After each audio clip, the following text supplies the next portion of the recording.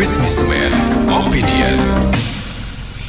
Ya, mitra bisnis, baru-baru ini tersebar kabar bahwa TikTok akan menginvestasikan dana senilai 130 triliun rupiah untuk membangun pusat data di Thailand. Nah, ini jadi ironis nih, karena pengguna TikTok terbanyak di dunia itu sebenarnya adalah Indonesia yang jumlahnya mencapai 157 juta orang. Sementara pengguna TikTok di Thailand itu hanya sekitar 50 juta orang. Nah, gimana komentar Anda mengenai investasi yang dipilih TikTok ya, yang larinya ke Thailand, padahal pengguna terbanyaknya ada di Indonesia? Silakan komentari mitra bisnis di 633-9160, WhatsApp call 0816924924. Ya, kalau kita lihat namanya investor, itu kan harus kepercayaan. Kita rakyat biasa aja udah nggak percaya sama pemerintah ini, gimana orang lain gitu loh. Yeah. Jadi semua palsu. Ya, Pertamax dioplos, itu yang baru ketahuan, ntar emas lagi apa lagi semua. Aduh, selama tidak ada penegakan hukum ya siap-siaplah capital outflow semua nih. Dan kita ngeri nih krisis jilid kedua nih. Jadi sebenarnya kasihan ya, kita ini negara yang sangat kaya tapi pemimpinnya tikus semua. Terima kasih. Ya, pendapat saya sangat sederhana. Pemerintah Indonesia langsung blokir aja TikTok gitu loh. Masa mau panen di sini nggak mau invest di sini gitu loh. Oke. Kita ini sudah dikhianati namanya kalau begitu ya. Kemarin Apple yang mau investasi di Indonesia tetapi ragu-ragu, lalu pelan-pelan baru karena beberapa kali proposalnya ditolak, baru menambah sedikit-sedikit investasi.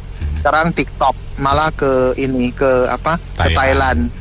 Kalau tidak salah Apple juga investasi ratusan triliun ya ke Vietnam kalau nggak salah ya.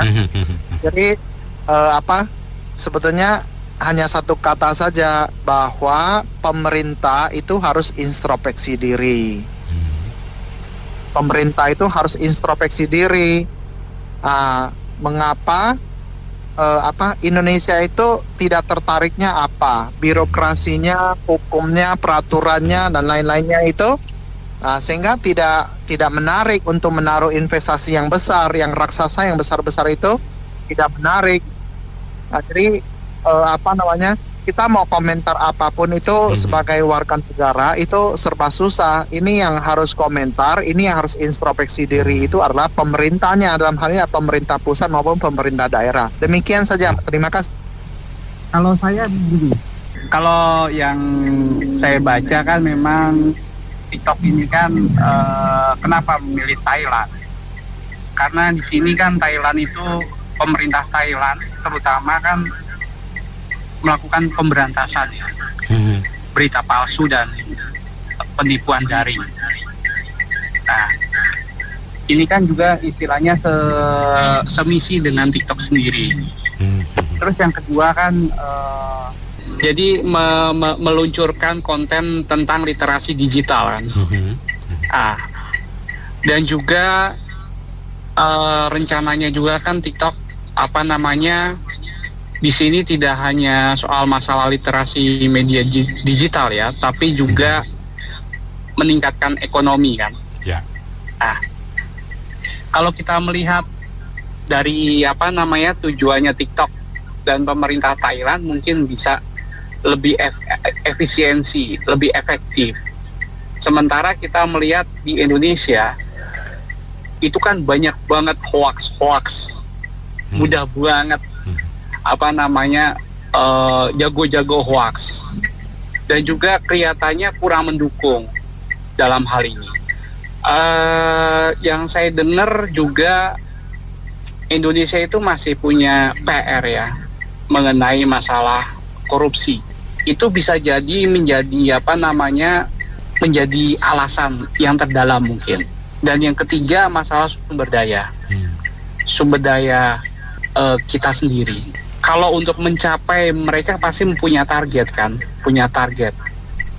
akan dicapai. Nah, mungkin ini di Indonesia sendiri ini masalah SDM-nya ini kurang mendukung gitu loh, terutama dalam literasi digital. Saya kira sih itu sah-sah aja ya, TikTok itu berinvestasi ke Thailand itu sah-sah aja, karena mereka kan yang punya duit kan. Nah sementara kan kita cuma banyak user aja kan, gitu kan. Tapi gimana ya? Ya saya kurang tahu lah. Mungkin pandangan mereka lain. Cuma mereka mengatakan di Thailand bisa mengefisiensi ke Asia Tenggara dan sebagainya. Ya nggak apa-apa. Kalau kemudian ada yang mengatakan kita blokir aja TikTok di Indonesia juga tidak bijaksana, gitu kan. Karena ini urusannya bisnis kan. Mereka investasi pastinya mereka ingin mendapatkan peningkatan dari investasi itu kan, gitu kan, sampai ke kawasan Asia Tenggara. Kalau saya sih mengatakan itu sah-sah aja sih, nggak jadi problem. Cuman kan yang menjadi problem adalah bagaimana sekarang meningkatkan orang-orang Indonesia ini tidak hanya sebagai user, tetapi bisa menghasilkan sesuatu dari digital ini. Itu kan sebenarnya menjadi PR dari Komdigi kan, karena banyak yang masih belum memahami tentang teknologi digital.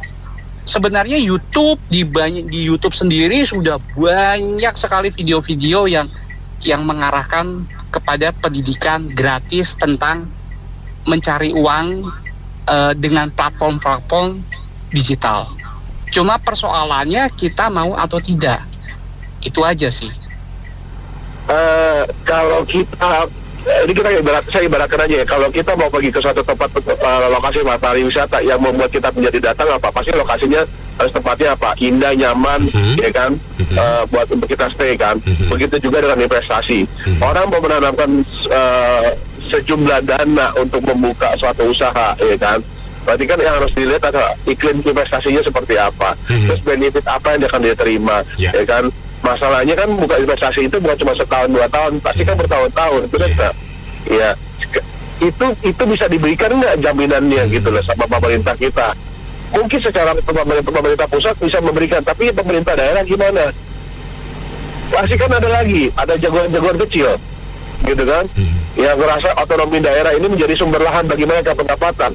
Nah ini yang tadi balik lagi, otonomi daerah itu harusnya bukan menjadi super power oleh gubernur, wali kota, raja-raja kecil tadi yang buat cari lahan duit nih, upeti nih gitu loh, bukan buat kepentingan rakyat, tapi buat kepentingan kantong pribadi. Pengajakannya begitu kan. Nah, mau sampai kapan begitu loh? Nah itu akan menarik ya iklim investasi? Enggak, gitu loh. Itu bukan lagi rahasia yang harus ditutup-tutupin. Ini orang Indonesia, semua orang juga tahu rahasia di Indonesia adalah iklim investasi kan seperti itu gitu loh. Akan ada upeti dari daerah-daerah kecil yang ada di daerah-daerah kan, dari pimpinan-pimpinan di situ yang akan minta gitu loh. Entah itu minta saham, entah itu minta jatah, entah itu minta anak yang di situ, saudaranya apa, wah, udah pasti ya begitulah, gitu loh. Kalau dibilang enggak kita begini, mana ada sih setahu saya lihat selama saya berkecimpung di dunia bisnis susah gitu, pasti akan ada kok. Pungli aja ada kan, begitu kan. Belum lagi pungli. Pungli itu udah Mas A, B, C, D, E, lagi dari Babinsa, dari mana, ada.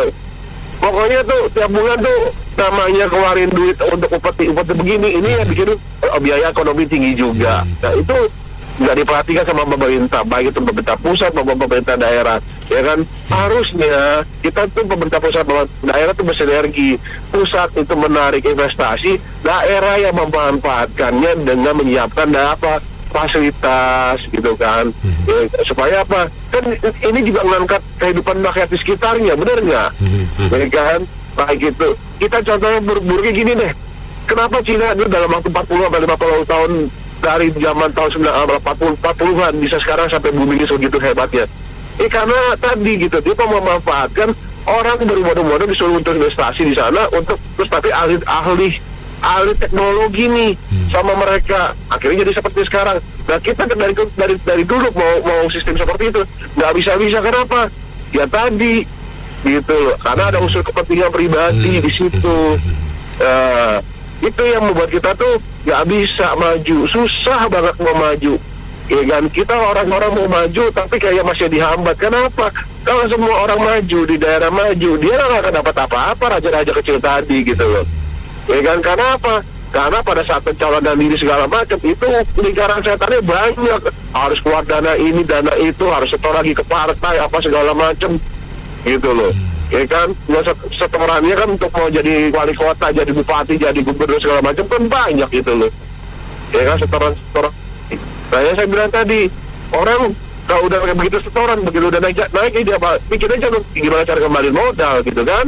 Nah, itu yang menurut Bene sebenarnya kalau kita mau berpikiran buat Indonesia ini mau maju, cobalah gimana ya caranya pemerintah itu udah sinerginya dulu, penegakan hukumnya juga deh, gitu kan, pengayoman dari warga, polisinya, TNI-nya, gitu, terus juga benar-benar murni TNI sama polisi ngamanin yang ngamanin situasi politiknya juga jangan gonjang-ganjing, dan orang-orang politik juga jangan bikin kisruh yang berkepanjangan, adem ayem aja deh, jangan kayak sekarang Megawati sama Pak Prabowo gitu kan, kayak Putih Taro berdoa gara-gara Pak Hasto gitu kan, kasusnya gitu. Jadi mau apa ya, bisa dibilang kan ini bukan sekali dua kali gitu loh. Mungkin itu yang terjadi juga pada saat si Apple mau masuk iPhone 16, mikir-mikir juga gitu kan. Ya kan, jadi kan kadang kan bukan sekali dua kali lo kejadian seperti ini terjadi di Indonesia. Ya kan, investasi gede geser, investasi gede geser gitu loh. Yang kemarin ada di Thailand, kemarin ada di Vietnam. Kenapa nggak mau ke Indonesia gitu? Sebenarnya kalau bahasanya Indonesia lahan ada banyak kok.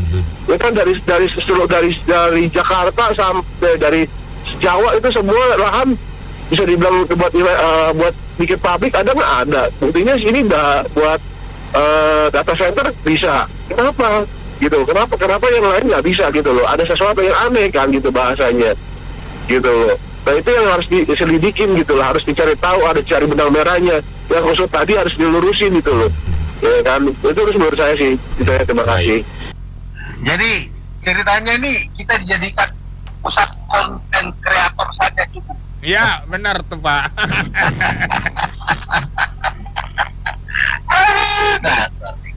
Tapi menurut saya sih ya susah juga ya. Semua orang kan ingin berusaha di tempat yang kondusif ya. Betul. Lah kalau Indonesia tidak bisa memberikan satu iklim investasi yang kondusif, ya siapa yang mau? Nah, ya enggak? Iya. Dulu larinya ke Vietnam, kali ini larinya ke Thailand. Iya. Aduh, sedih banget Indonesia. Katanya rakyatnya banyak. Ya memang kenapa kalau rakyatnya banyak? Kalau pemerintahnya nggak bisa membuka satu atau menciptakan satu iklim yang kondusif, ya ditinggal sama investor. Investor itu nggak peduli, nggak punya uang, itu nggak punya nasionalisme. Mau di mana aja, yang penting dia menguntungkan, ya disitulah adanya. Nah, kalau sudah begini, mau apa? Gigit jari. Sama dengan apa dulu iPhone itu loh, saya nggak mati nego minta ampun, baru dapat sedikit itu. Tapi ya memang menurut saya memang pemerintah harus belajar atau melihat introspeksi dirinya lah. Betul Pak, setuju saya. Ini harus ada yang diperbaiki, kita harus melihat bahwa kita ini salah gitu loh. Ada yang salah dalam diri kita sehingga orang tidak mau investasi di kita. Betul. Walaupun kita menjanjikan ya dengan dengan market yang gede, sangat menjanjikan. Tapi kalau orang nggak mau investasi berarti ada yang salah. Nggak usah dipaksa, jangan dipaksa. Kita harus melihat diri kita sendiri. Masalahnya di mana? Itu yang saya pikir ya. Siap. Orang mau investasi tentu dengan kondisi yang nyaman seperti yang tadi diuraikan ya. Betul, dengan kondusif, komprehensif dan memberikan kenyamanan juga buat pengusahanya atau investornya gitu loh. Kalau investasi ini tidak mendapatkan kenyamanan, demo setiap hari atau demo setiap bulan dari buru-buru yang ada di Indonesia dengan suasana yang tidak kondusif, di mana pemerintah pusat juga kadang-kadang bingung dengan regulasi yang diterapkan tapi tidak bisa diterima secara gamblang oleh pemerintah daerah, di mana kalau investasi itu ada di daerah itu kadang-kadang otoritasnya Pemda itu bisa menjadi raja-raja kecil yang mempunyai otoritas lebih daripada pemerintah pusat. Nah ini yang mengakibatkan pengusaha-pengusaha yang ada dari luar ingin investasi ke dalam itu jadi sungkan ya. Orang Jawa bilang sungkan itu, sehingga terjadilah divestasi atau penarikan modal. Dan ini yang mengakibatkan pemasukan negara kita berkurang. Jadi ini perlu diperhatikan juga, harus ada keselarasan, harmonisasi, kolaborasi antara pemerintah pusat dengan pemerintah daerah, sehingga betul-betul terarah gitu loh. Kalau enggak ya gimana kalau harus ada perbedaan-perbedaan. Yang penting regulasi lah, regulasi yang tidak akan membuat investasi itu gerah dengan berbelit-belit, belum ormas-ormas yang minta ya. Seperti Bung Ben ini dari ormas mana nih, kita nggak tahu nih kan, tiba-tiba todong sana sini kan, inilah perlu menjadi perhatian buat pemerintah. Kira itu aja sih. Ya, saya pikir bisa kita simpulkan ya kesimpulan sementara bahwa Omnibus Law yang dibuat dengan tergesa-gesa itu gagal. Jadi orang yang memikirkan Omnibus Law, yang menandatanganinya, yang mensosialisasikannya sampai mahasiswa demo waktu itu, ya memang terbukti bahwa Omnibus Law ini gagal. Kenapa? Karena Omnibus Law itu dibuat dengan pemikiran bahwa kalau itu disetujui, maka investasi akan berlipat-lipat masuk ke Indonesia. Nah, buktinya apa? Di lapangan iPhone itu nggak investasi juga di sini kan, cuman 16 triliun itu pun ya tarsok-tarsok lah, kalau silap mata hilang duit juga itu gitu, nggak jadi barangnya. Kemudian TikTok juga salah satu perusahaan IT atau perusahaan tech ternama di dunia, itu juga nggak investasi juga di sini gitu. Jadi bahkan dengan Omnibus Law itu apakah menarik sedemikian banyak investasi untuk IKN misalnya ya, bukan kepada pendukung kantor pemerintahnya tetapi kepada infrastruktur lain, kan tidak juga gitu. Jadi Omnibus Law yang didemonstrasi mahasiswa 2 tahun lalu itu benar bahwa itu mungkin bisa dikatakan sementara sebagai produk hukum yang gagal, tapi merugikan tenaga kerja misalnya. Nah, supaya itu jangan gagal yang tetap, biarlah dia menjadi gagal sementara, maka saat inilah para menteri yang ditunjuk oleh Pak Presiden ini ya harus berpikir. Saya pikir dengan TikTok ada investasi di Thailand, ini harusnya Ketua BKPM ya, penanam modal dan menteri-menteri terkait boleh loh mengundurkan diri hari Senin, nggak dilarang kan gitu loh. Nah, kemudian kalau kita lihat di Amerika, TikTok itu bahkan ditanyakan tentang security ya, national security. Amerika itu udah membahas bukan hanya penggunaan TikTok, tapi bagaimana TikTok terhadap national security. Nah di Indonesia, uang aparatur keamanan negaranya masih gagah-gagahan pakai tetot-tetot di jalan. Boro-boro memikirkan tentang bagaimana sosial media terhadap security nasionalnya, karena dia masih posturnya masih postur aparatur zaman Majapahit. Ini mataku, ini matamu, mata, joget-joget sambil main drum band gitu kan. Sementara orang lain negaranya sudah memikirkan seperti Amerika, bagaimana sosial media ini terhadap negara saya. Makanya waktu itu CEO TikTok itu discrutinize untuk memastikan bahwa tidak ada ancaman terhadap national security Amerika. Nah, national security kita boro-boro Pak, karena dia masih yang penting pulang itu dikawal sama si Rine itu, dikawal sama Patwal itu udah seneng dia gitu. Malah joget-joget di TikTok Pak. Iya, padahal baju seragamnya, semua emblem-emblem di dadanya itu dibayari oleh uang rakyat. Uang bapak dan ibunya itu, tali pinggang juga itu. Kita yang bayari Pak. Terima kasih. Mas ini ngomong, negara masih mau bebenah lagi. Cuma diutamain korupsi aja dipikirin. Ya, nggak ada bebenah yang positif loh. Namun nggak bakal bisa maju Indonesia. Ya, betul nggak? Kalau negara yang korupsi nggak bakal bisa maju. Mau Indonesia emas itu gua rasa sampai 2000 tahun juga nggak bakal lah. Ya itu cuma apa namanya ya, apa sih namanya, pencitraan doang lah. Oke, gitu aja. Saya mau komentari soal investasi yang nggak jadi-jadi terwujud. Sebetulnya dari 10 tahun lalu, awal pertama Presiden Jokowi menjabat, dia sudah melakukan mitigasi. Apa sih kenapa investor nggak masuk? malah munculnya undang-undang Omnibus Law. Sebetulnya kan permasalahannya adalah mentality. Benar. Mentalitas para pejabat kita. Ya bagaimana orang mau investasi, orang belum apa-apa udah ditanya, lo kasih apa ke gue? Gue dapat apa? Iya. Lo berani berapa? Udah begitu duluan, udah betul pembicara yang barusan, penelpon barusan mengatakan bahwa harusnya sini pemerintah nih ya bila perlu sebagai bentuk tanggung jawab rasa malu itu semua orang-orang yang terkait dengan investasi mundur deh, kepala BKPM segala macam tuh mundur, jangan tunggu Senin, besok langsung. Itu aja. Jadi gini, kalau kemudahan investasi dari sisi aturan Omnibus Law itu sebenarnya sudah bagus, itu hasil mitigasi dan menyederhanakan peraturan perizinan di Indonesia sudah bagus. Secara ini bagus lah, lebih mudah, lebih online, dan itu verifikasinya yang resiko rendah cukup dengan NIB sudah jadi rumahkan izin. Kemudian kalau dulu kan nggak begitu, shoot to DP begitu. Kalau sekarang kan cukup NIB untuk usaha kecil udah bisa jalan, PT juga cepat. Tapi gini, kalau untuk usaha investasi di bidang pabrik, industri itu ruwet itu di Indonesia. Walaupun peraturan yang sebenarnya lebih mudah di bidang PBG, IEB, tapi tetap aja kembali ke laptop terus, mental kembali seperti Bapak sebelumnya bilang.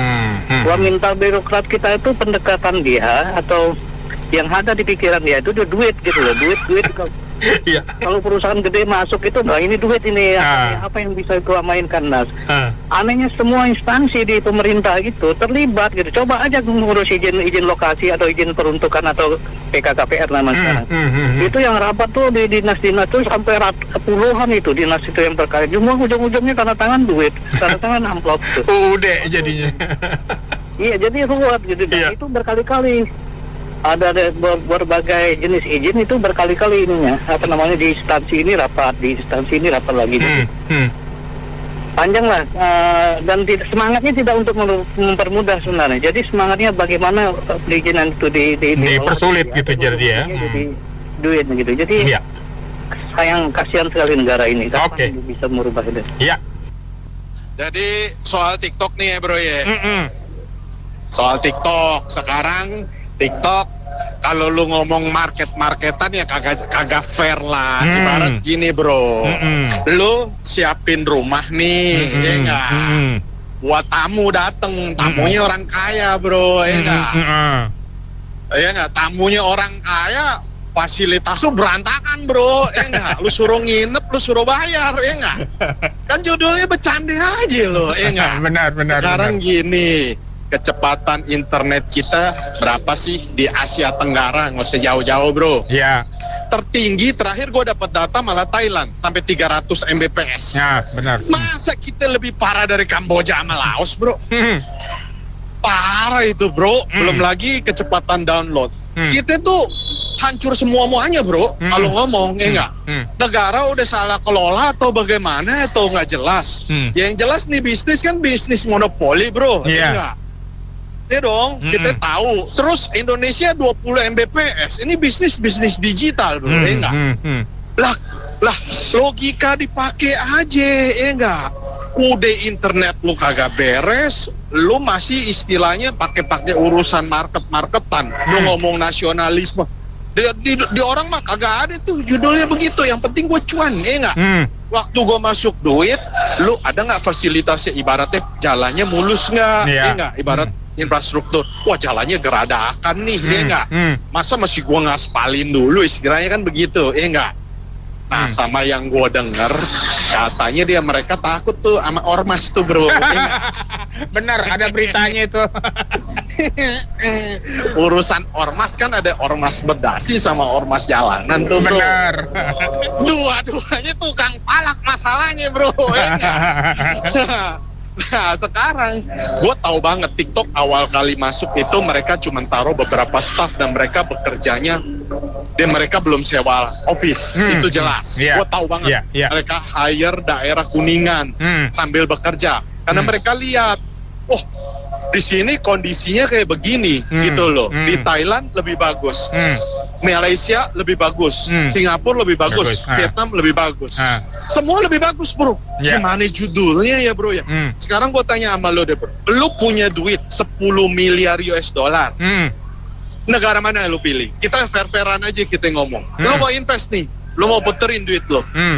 Ayo lo mau taruh di mana? Dari alternatif 5 negara. Pasti lo milih yang bener-bener dong bro. Iya nggak? Yang infrastruktur jelas, iklim jelas, ya nggak? Di sini semuanya kagak jelas bro. Iya nggak? Yang ada dipalak, belum juga keluar duit. Sama satu bro, lo banyak biaya under table. Sekarang gua tanya, di pajak diakui nggak biaya under table? Kagak ada, dikoreksi tuh sama petugas pajak, iya nggak? Laba lu cuma 100, biaya under table lu ada gocap. Sebenarnya laba lu berapa? 150 sama orang pajak. Orang pajak bilang nggak bisa 100, 50 lu harus koreksi. Dari fairness aja udah kagak fair bro, iya nggak? Betul nggak bro? Di pajak kan bener dong, biaya itu dikorupsi. Gua ajak lu pinter nih bro, iya nggak? Iya dong, kita orang accounting sedikit lah, setahu setel angka. Lu orang cuan cepet, lu suruh bayar pajak pego karena biaya under table. Pengusaha dipaksa supaya mau ngikutin under table keluarin, kalau enggak bisnis lu nggak jalan. Bener nggak? Nah itulah yang terjadi. Makanya kalau mau dibilang rusak nggak? Yang gue denger Thailand dia invest 8,8 M US dollar. Malaysia juga dia dapat 1,2 miliar US dollar bro. Betul atau kagak? Nah, Indonesia dapat apa? Dapat joget-jogetnya aja lah bro, itu aja. Makasih bro. Ya, kita pikir ini TikTok begini, tetapi sebenarnya juga enggak jelek-jelek amat lah Indonesia. Faktanya juga BYD juga buka pabrik, gitu. Kemudian juga ada dari Vietnam, Vinfast, buka pabrik. Ya inilah persaingan global. Emangnya cuma Indonesia yang mau ngundang lah investor datang? Ya negara tetangga kita juga berlomba-lomba toh, ya kan? Tetapi tetap kita harus memposisikan Indonesia dalam hal ini Menteri BKPM dan lain-lain itu harus memposisikan. Kita harus menyediakan semuanya sepanjang aturan yang jelas, welcome kepada investor asing. Itu yang disebut FDI. Salah satu yang menjadi PR yang kita harus akui bersama, Indonesia yang masih menjadi salah satu surga korupsi. Itu. Bagi investor, sebenarnya korupsi itu juga mereka itu gak mau bersih-bersih amat di Indonesia. Ya kalau ada yang kecil-kecil yang sederhana mereka justru mau karena mempermudah mereka ujungnya. Tetapi tentu kita nggak bisa mengizinkan karena korupsi di Indonesia itu ternyata bukan kecil-kecil. Jadi kalau ukuran baju di Indonesia itu ukurannya bukan small, bukan medium juga, udah levelnya L, extra L, extra L, cilakanya bro. Ya kan? Ini yang menjadi concern bagi pemerintah. Dan kedua apa? Konsistensi daripada penetapan hukum di Indonesia. Hukum ada, aturan ada, tetapi udah sampai daerah oleh kepala daerah yang dikatakan raja-raja kecil. Saya pikir pusat itu harus intervensi untuk hal-hal ini. Dan jangan lupa Pak Prabowo, banyak kasus-kasus yang terungkap belakangan ini, jangan sampai terungkap. Itu harus simultan sampai kepada vonis. Oke. Sampai ke akar-akarnya kalau perlu ya. Betul. Vonis orang-orang mana yang terlibat, otak-otak harus berani.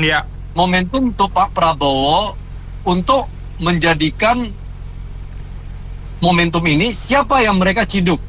Yang di luar pemikiran kita. Wah, ternyata berani ya Prabowo. Prabowo ternyata berani ya. Itu akhirnya diciduk juga. Bikin gitu Bos Bowo. Ya kan? Harus bikin sesuatu yang wow efeknya supaya kita terbuka. Dan asing juga mulai terbuka juga matanya, betul. Ini karena rembetannya dia kepada penegakan hukum. Konsistensi daripada hukum kita. Kalau itu bisa diperlihatkan oleh Pak Prabowo, tentu akan membantu Menteri BKPM dan lain-lain untuk mengundang investor asing yang besar-besar masuk. Ya. Ya kan? Oke. Itu yang kita perlukan. Siap. Saya nggak usah cerita di atas kertas yang terjadi aja ya. Maksudnya yang terjadi aja saat ini. Kan kita rame ormas tuh. Padahal ormas itu udah dibubarin oleh Pak Jokowi. Dan juga nggak ada yang appreciate, kecuali yang appreciate itu adalah kita-kita yang asli rakyat ya. Ternyata mereka itu di Bogor itu memiliki perusahaan prostitusi dan narkoba. Dicari, sudah ada dan sudah digerebek. Makanya ini saya ngomong, kenapa saya dukung Pak Prabowo? Karena satu, dia adalah ketum partai politik. Itu satu. Dua, sudah sepuh dan nggak butuh harta gitu ya Mbak ya. Jadi saya berharap nantinya kalau berangkat itu kayaknya tenang gitu loh. Udah melakukan sesuatu untuk bangsa ini di mana tempat beliau lahir, gitulah kira-kira ya. Saya berharapnya seperti itu.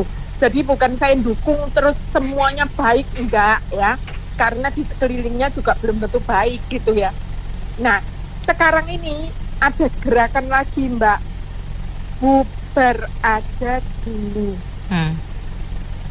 Gerakannya adalah gerakan api merah. Gerakan revolusi Indonesia baru dimulai. Kepada saudaraku aktivis penggerak pergerakan agar melakukan aksi api merah di semua pabrik, perusahaan dan toko milik Cina. Ingat, milik Cina, non pribumi. Sekali lagi, jangan milik pribumi. Bakar pabrik, perusahaan dan toko Cina di Indonesia. Walaupun ini cuman sebaran, Mbak. Tahu kan, 60% anak muda kita itu lulusannya maksimal cuman SMA. Oke. Terus literasi bacanya juga parah gitu ya. IQ-nya juga susah gitu. Nah, ini dibakar seperti ini. Pertanyaan saya gini nih. Apakah kepolisian ataupun tentara itu nggak ada yang nasionalis sama sekali, ta? Kenapa ormas yang sudah dibubarin itu nggak dibinasakan aja sekalian? Ini bikin ribut terus. Sementara saat ini nggak ada itu menteri-menteri yang bersangkutan di dalam hal membasmi hal-hal yang seperti ini tuh rame untuk membersihkan ormas-ormas yang mempersulit, padahal kan yang namanya ketua apa itu pokoknya pengusaha ya, itu juga udah teriak bahwa kita ini kesulitan kena ormas-ormas. Kan itu tuh kita udah dengarnya 2 minggu yang lalu, bahkan mungkin lebih ya. Lah, bagaimana caranya Pak Prabowo kok juga tidak dengar, menteri-menterinya juga nggak ada yang dengar, kok nggak dibersihkan?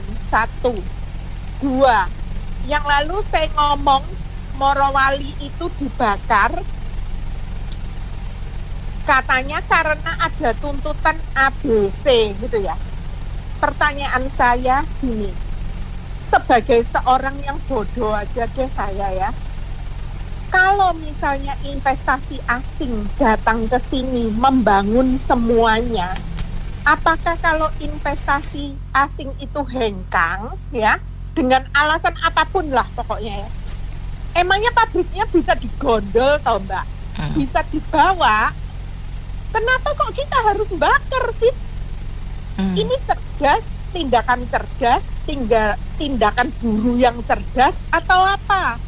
Jangan mengatakan ini tuntutannya ABCD. Terlepas dari tuntutannya ABCD, bukankah itu soon or later itu milik kita, Mbak? Milik Indonesia. Terus kalian membakar itu sebenarnya yang dibakar itu suruhan siapa? Kan itu ceritanya Mbak, kan ini aset negaramu sendiri, kenapa harus dibakar? Kan itu masalahnya. Terus ditambah lagi yang namanya di Bogor itu ya perusahaan tanda kutip prostitusi 1 bulannya bisa setor 20 miliar. Nah, pertanyaan saya, emang Bogor itu nggak ada kepala daerahnya, nggak ada yang tahu selama puluhan tahun. Saya share ke teman saya, waduh kalau Indonesia kayak gini rusak banget ini Bu, mungkin di Asia paling rusak kita ya. Jawabnya teman saya apa? Kedian Pak Wisono sih itu. Nah, itu jawabannya. Dan saya kira pemerintah daerahnya juga nggak mungkin nggak tahu kan? Sudah nggak mungkin kan? Jadi sama dengan ini korupsinya Harvey Muiz itu. Nggak mungkin kan kepala daerah nggak tahu. Tapi yang kena kan cuma Harvey Muiz saja, swasta saja. Tapi yang pentol itu kemana? Kok enggak? Nah, jadi investasi seperti ini dengan keadaan seperti ini, apakah kita bisa tidur nyenyak? Ya. Dan lagi pula negara itu kan punya BIN ya atau Badan Intelijen. Emangnya saya yang bodoh gini bisa tahu, tapi intelijen nggak tahu. Nah, terus ditambah lagi ada YouTuber, tapi dia itu pengusaha gitu ya, yang tentang motivasi tentang usaha gitu ya. Itu juga mengatakan bahwa kayaknya ini sekarang pergerakannya tidak murni mahasiswa, tapi pergerakannya ini adalah bayaran. Dan saya menduga ini adalah asing. Dan dia juga ngomong, contoh George Soros tahun 92, kita itu udah kena diporak-porandakan oleh George Soros. George Soros adalah orang yang paling pintar memporak-porandakan hal-hal seperti ini, termasuk juga di Thailand yang tahun 97. Dia berani terang-terangan ngomong, dan orang ini itu adalah orang pintar yang udah kayaknya aksesnya dia itu dunia gitu loh Mbak. Karena dia informasinya itu juga dunia gitu ya. Maksudnya dapatnya dari temannya di Belanda, Jerman kayak gitu-gitu. Nah, sekarang pertanyaan saya, sadar nggak ya mahasiswa itu akan melakukan demo Indonesia Gelap versi kedua yang tujuannya adalah menjatuhkan pemerintahan Prabowo Gibran. Ini sebenarnya makar atau apa? Terus tambah satu lagi, kemarin ada itu DKI yang kepala daerahnya DKI laporan ke Ibu Ketum dulu banjir ini gini. Nah, sekarang saya mau nanya, ini bukan negara dalam negara, bener kan? Saya mengatakan bahwa partai politiklah yang merusak ini negeri. Kenapa? Karena partai politik yang melakukan segalanya dan partai politik yang menentukan segalanya, tapi partai politik tidak pernah bisa dicontoh tingkah lakunya. Terus di DPR juga kayak gitu. Sekarang ini menjelek-jelekan Jokowi, katanya hutangnya BUMN sekian, hutang dulu sebelum Jokowi hutangnya sekian, ini sebelum.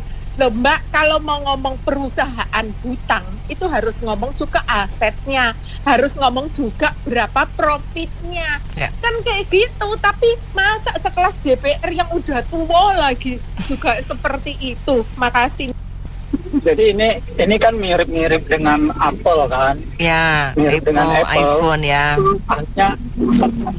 Ya udahlah, gua nggak di pabrik, bikin R&D education center lah gitu.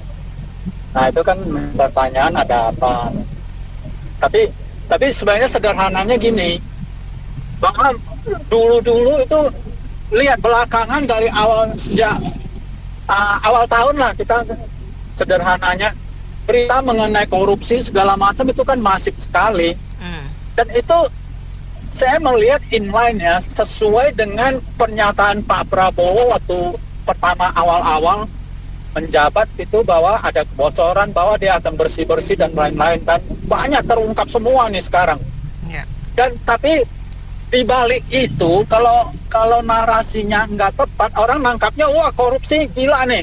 Padahal sebenarnya ini adalah lagi bersih-bersih gitu loh. Jadi menurut saya ini sementara kita akan kondisinya seperti ini dulu, tapi kalau setelah proses ini selesai mungkin butuh waktu lah, ya. Nanti akan menjadi sangat menarik karena kita punya potensi yang besar sekali, pasar kita gede sekali, masa sih nggak tertarik orang, itu nggak masuk akal gitu. Nah, jadi ada hal-hal yang orang masih saat ini masih belum mengutamakan lah. Ya. Oke, baik. Iya, ini untuk kayak gitu loh, kosek. Ya, tak cilik itu tak kecilin dulu, dikecilin nih. Terus ya. Nah, ini untuk investasi TikTok ya Mbak, yang padahal usernya di Indonesia luar biasa ya, mengalahkan US ya, 157 juta ya. Tapi memilih investasi ke Thailand gitu ya, yang notabene user sepertiganya dari Indonesia. Iya, nomor 9 ya. Nah, berarti ono apa gitu, ya. Ada apa gitu ya dengan kita. Nah, memang Mbak, sebetulnya kalau untuk pengguna, untuk user ini kita pasar ya, market yang luar biasa ya. Tidak mungkin itu sekelas company internasional ya, Apple atau apapun ya, itu yang tidak tertarik, tidak interest sama Indonesia. Indonesia ini kan ibaratnya nih bagaikan, misalnya kita ilustrasikan nih ibarat gadis cantik gitu ya Mbak ya. Ya. Nah tapi bagaimana ini ya investor luar ini yang misalnya berniat untuk meminang ibaratnya gitu ya, kita saya analogikan begitu. Ibarat meminang gadis cantik ini, tapi kondisi lingkungan rumahnya akeh malinge ya. Akeh rampoke, banyak rampoknya, banyak malingnya. Ya, jadi environmentnya, iklimnya, istilahnya iklim investasi kita tidak kondusif. Ya, itu sudah udah rahasia umum gitu. Ya, gimana dia mau ke situ Mbak ya? Mungkin ya, ini investor saya ibaratkan pria yang mau meminang ya, yang mau melamar misalnya. Belum sampai di rumah si gadis, Pak betunduk, ono iki Mbak, ono copete, ya ta? Mesti begal, ya ta? Ya, ibaratnya nih ya, kita bicara santai aja lah ya, kemarin kan wis ngono kuwi ya, religius. Ya ini memang kono hai gitu, ya ta? Baru mau, wah Indonesia ki, waduh, target pasar yo, ayu tenan yo, ya ta Mbak? 157 juta bayangkan, ya ta? Nah, itu kalau yang mindsetnya pengusaha pasti kan profit oriented ya, cuan gitu. Nggak ada yang mungkin nggak tertarik. Nah, kok ngelalai di sekitar Romai si Mbak Yu sing ayu iki gitu. Nah, belum sampai udah banyak copetnya. Terus baru berjalan sebentar udah ada premannya, tukang palak ya, ormas itu. Ya kan? Nah, jadi ini saya analogikan begitu. Bagaimana investor dari luar bisa tertarik ya? Bu, gadisnya kayak ayune koyo ngopo. Kalau lingkungan omah akeh copete, akeh rampoke, akeh tukang palak premane, yo wegah loh. Mending mending aku golek apa kuwi lho sing ayu saka Thailand lho ya toh. Nah, rumahnya itu aman sekitarnya ya toh. Sampai di rumahnya tuh nggak ada rampok, nggak ada copet, nggak ada preman sing malak, nggak ada herdernya. Ya logikanya gitu loh Mbak. Iya kan? Jadi saya ini bicara santai aja. Jadi apa yang salah gitu. Jadi kalau memang kita ini target pasar yang luar biasa, ini kita harus win-win solution. Ya, pemerintah kita juga harus cerdas lah ya. Bagaimana kalau you mau invest di sini, ya kan? Kalau you mau pakai market pengguna kita yang luar biasa di sini, ya memang harus barter dengan membangun apa? Membangun factory, membangun pabrik, ya kan, yang menciptakan peluang lapangan kerja. Jadi jangan buka keran impor sebanyak-banyaknya, tapi mereka tidak mau menciptakan lapangan kerja di kita. Saya tuh miris ya Mbak ya. Itu sekelas Ritex yang sudah legend dari tahun 66. Itu ya ampun Tuhan, kan ibaratnya legend ya Mbak. Itu dari masa mereka melewati orde lama, orde baru sampai orde reformasi ya. Jadi legend sekali itu sampai tutup, itu miris ya aku ya. Itu pasti apalagi untuk staf-stafnya yang 10 ribuan. Jadi jangan buka keran impor seake-akenya kalau memang tidak barter win-win solution tadi saya bilang untuk menciptakan peluang kerja. Seharusnya, nah ini saya tadi mengutip Ibu Mila ya, memang di kita ya memang ya tidak semua di setiap negara lah, jangan hanya di Indonesia, di setiap negara itu jangan dipupuk ya oleh segelintir orang yang hanya karena punya balas dendam, akar kepahitan, akar kekecewaan, ya kan, karena mungkin kemarin aku kalah ki ya toh tanding bola karo DE awas yo sesuk yo awas yo sesuk yo tok obrak-abrik tak bayar iki ya toh minggu demo gitu. Saya juga bingung kemarin ya, mahasiswa itu kan seharusnya intelektualnya ini efisiensi kok hierarki ngono loh. Itu kan kita tanda tanya besar. Jadi negara kita ini bukan nasionalis kalau segelintir orang itu memupuk rasa kebencian ya, rasa dendam, balas sakit hati, semuanya dendam Mbak ya toh. Kabeh di iki terus aku wegah, aku salim karo si A, si B, si C. Itu kan tidak mencerminkan seorang nasionalis, negarawan ya. Ngakunya merah itu nasionalis tapi tidak mencerminkan seorang tokoh nasionalis, negarawan. Saya kok prihatin gitu Mbak ya. Jadi jangan dipupuk bangsa ini ya karena kalah ya, karena empati. Biasa pertandingan kan nggak ada ya Mbak yang juara satunya tuh ada 2 bener ya. Harusnya sama-sama bersinergi, jangan menebarkan kebencian. Tapi memang sekali lagi kita jangan herman, di dunia ini pasti ada lah ilalang gandum, hitam putih, gelap terang. Jadi seorang tokoh nasionalis. Jadi kita tuh seharusnya support pengusaha. Makanya saya selalu di Business Opinion ini ya, seharusnya penguasa itu bersinergi dengan pengusaha. Kenapa?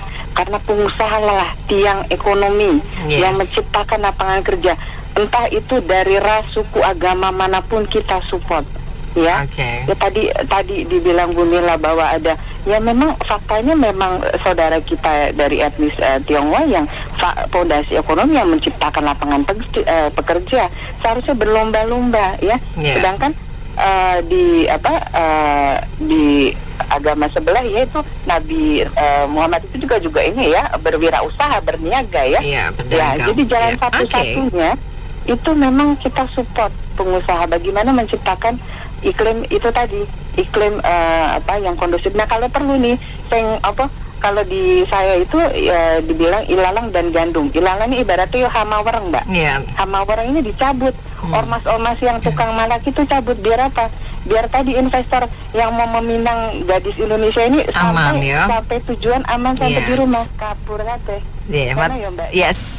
Kalau saya boleh pendapat ya, di situ selain masalah pungli dan kepastian hukum Bu ya, 2 itu ada satu lagi ya Bu ya. Kalau untuk masalah China ya, China dan Chinese ini khusus ya, spesial. Itu politik Bu ya. Seringkali saya lihat tuh oleh politisasi ya. Kayak masalah Podomoro ya, masalah PIK itu Mbak.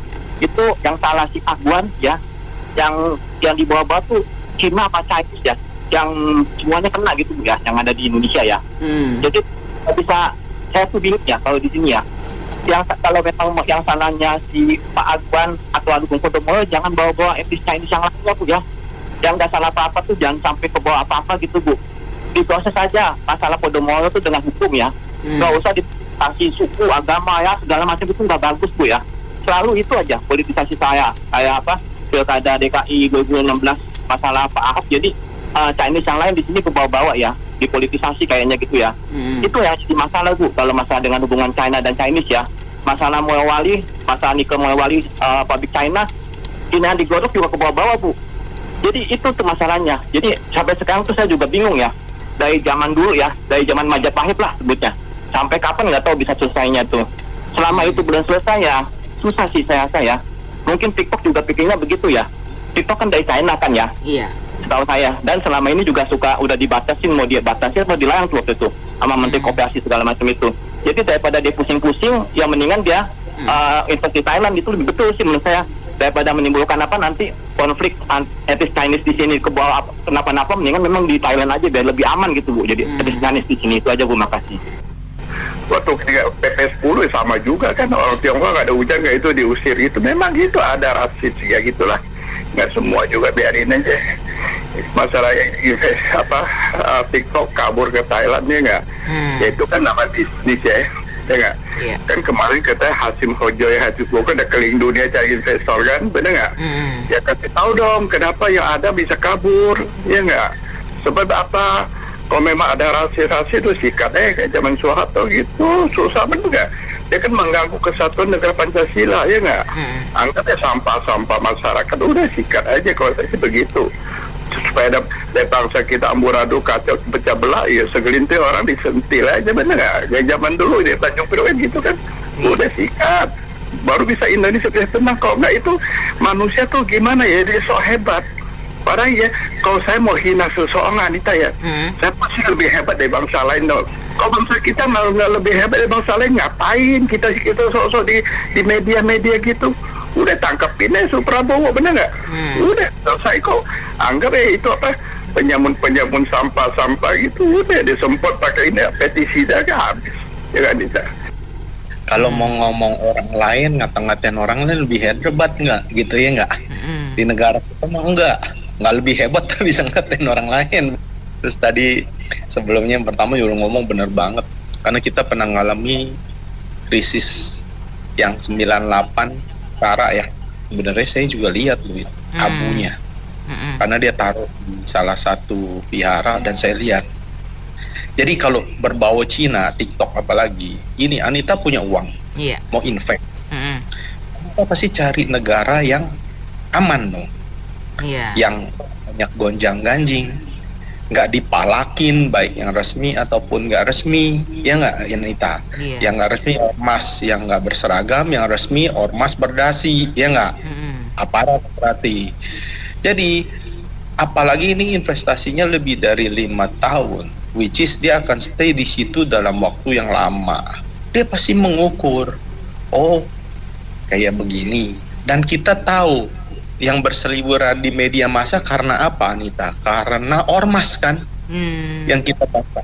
Jadi TikTok ini nggak mau, apalagi dia harus berdeal dengan urusan ormas, harus nyogok, harus apa. Anita, uang buat nyogok itu dari pajak nggak bisa dikurangin dari laba kita loh, itu juga curangnya. Pengusaha, Anita punya perusahaan terus harus nyogok, terpaksa nyogok ya kita bilang ya Anita ya. Biaya nyogoknya itu tuh nggak bisa dicatat di pembukuan. Nah buat perusahaan-perusahaan asing kan nggak bisa main begituan. Bagaimana biaya-biaya under table ini dia harus keluarin tapi nggak boleh ngurangin biaya, sementara petugas pajak nggak mau dipotong biaya, dikoreksi. Jadi seolah-olah laba aturannya cuma 100, dia bikin nggak boleh biaya ini, entertain ini nggak boleh. Jadinya labanya 500 padahal bohong, harus bayar pajak 500. Ya orang luar juga mikir, betul nggak Anita? Anita yang punya duit juga pasti milih Singapura ya, jujur-jujuran. Kita nggak usah bicara nasionalisme Anita. Kita cari negara yang aman, yang punya produk hukum yang benar. Kalau di sini kan yang pegang kekuasaan yang bisa menang hukum, betul nggak? Nah, investor yang ada kegencet satu persatu kabur. Nah sekarang kita tagih tuh, kemarin Opung kan bilang apa, pabrik tekstil Vietnam mau pindah ke Indonesia, mana ada? Yang ada semua satu-satu Microsoft, Google semua pada investnya either di Malaysia, di Vietnam, di Singapura, di Thailand. Indonesia, Anita, aduh nggak lebih baik dari Kamboja. Kamboja itu malah mungkin jauh lebih baik saat ini kalau boleh jujur. Itu aja sih menurut saya. Makasih Anita. Kita tahu kalau mengurus surat izin, ya kita mau bangun usaha di negara kita, itu kan selalu ada faktor biaya tambahannya atau XX ya, kemungkinan seperti itu rata-rata ya. Bahkan perpanjangan izin usaha pun mereka masih meminta biaya XX atau biaya tambahan, kemungkinan seperti itu. Kalau tidak seperti itu kan tidak di ACC itu, tidak ada tangan itu izin usaha ataupun perpanjangan usaha itu para pengusaha sudah pada tahu itu. Dan kemungkinan kalau investor dilakukan seperti di Indonesia ini, pengusaha yang rata-rata di Indonesia terima itu, kira-kira mau tidak? Banyak yang tidak mau investor asing itu. Tentu mereka akan menaruh modal di luar negeri, salah satunya Thailand. Akan tetapi memang kalau iklim yang seperti ini terus diadakan di negara kita, maka jangan heran kemarin Presiden memanggil para pengusaha Indonesia, mendatangkannya, menghimbau supaya membuka lowongan kerja. Sehingga yang diandalkan pengusaha-pengusaha dalam negeri itu buka lowongan kerja untuk mengatasi pengangguran yang banyak ini sekarang ini. Karena investor yang diharapkan tidak ujung-ujung buka pabrik pada karya yang menyerap banyak tenaga kerja, karena mereka rata-rata nggak mau ya investasi di Indonesia, bahkan di luar negeri kemungkinan seperti itu. Selagi iklim investasinya masih seperti ini, tidak bagus, tidak kondusif buat investor masuk, ya mereka tidak maulah ada invest masuk. Apalagi penegakan hukumnya juga pilih-kasih masih kemungkinan, dan korupsinya merajalela, hukumannya ringan pula, kan kemungkinan seperti itu. Asetnya tidak disita semua, ya kemungkinan seperti itu. Terima kasih. Assalamualaikum warahmatullahi wabarakatuh. Ya, ini kalau orang bilang ini negeri kita jadi negeri apa nggak enak didengar, negeri kacung katanya. Ya penonton aja, jadi ya semua barang-barang mana kita impor kan, Jepang, Korea, Cina, ya semua. Malah itu limo green itu apa, taksi yang hijau baru itu kan dari Vietnam. Iya. Udah kesalip kita sama Vietnam. Nanti kesalip sama Kamboja, Myanmar, wah nangislah kita, nangis 7 turunan. Karena di Indonesia ini investasi nggak aman. Oke. Nggak nyaman, nggak aman, banyak pungli, banyak preman. Udah gitu banyak yang malak lah, nggak. Jadi para pengusaha pada takut. Jadi nggak ini, apalagi mau lebaran begini, waduh, pada minta duit, uang THR segala macam, repot, jadinya nggak bisa. Ya itulah, negara kita itu negara Konoha, negara apa ini kata Sudirman Said itu bilang, negara apa ini katanya. Udah hampir 1.000 triliun lagi Pertamina, dari sejak zaman Ibnu Sutowo sampai sekarang tuh dikorupsi terus di Pertamina. Itulah negara Konoha ini. Terima kasih. Kalau menurut saya sih ya, bukannya masalah penggunanya banyak nggak banyaknya ya. Kalau mau investasi di negara masing-masing ya, kita harusnya ya pertama keamanan, terus hukumnya juga harus tegak. Itu yang tidak tambah investasi. Kalau kita selama ini masih ya hukumnya liar atau bagaimana, jadi orang investasi tuh jarang yang mau datang. Apalagi jangan nongol jauh-jauh ya. Kalau kita mau orang luar mau invest, yang orang punya duit invest di dalam negeri aja selalu ribut mulu. Ya apalagi kayak model kayak ya PIK 2 apa, entah dibilang apa, negara di dalam negara, bagaimana mau maju Indonesia. Orang lokalnya aja begitu, bagaimana orang luarnya. Itu aja sih Bu, menurut saya hukum satu harus tegaskan, dan ormas-ormas harus diberantas itu. Di sini susah, makanya ormas dipiara untuk pemilu. Itu aja sih Bu, makasih. Ya, terima kasih Pak Andre. Oke, mitra bisnis, kita cukupkan sampai di sini. Opini komentar Anda kami tampung dalam Businessman Opinion. Terima kasih yang sudah bergabung untuk berbagi opini dan komentar. Saya Mary Agustin.